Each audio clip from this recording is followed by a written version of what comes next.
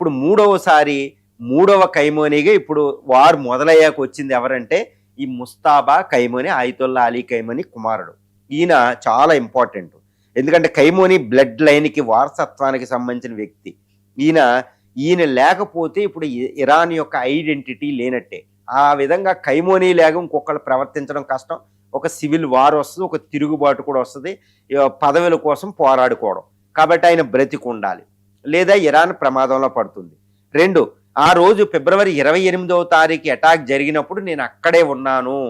నా తల్లి, నా తండ్రి, అదేవిధంగా మా బావ, మా అక్క, వాళ్ళ పిల్లలు, నా పిల్లలు కూడా అందులో చనిపోయారని ప్రకటించడం జరిగింది.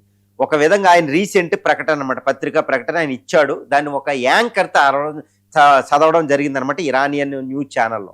కానీ అక్కడ గుర్తుపెట్టుకోవాలి, నేను అక్కడే ఉన్నాను అంటే ఆయన చనిపోయే ఉండాలి, ఆయన గాయపడడం కూడా జరగదండి. ఎందుకంటే అక్కడ అమెరికా జరిపిన సంయుక్త దాడిలో ఆ టెహరాన్లో అక్కడ 100-200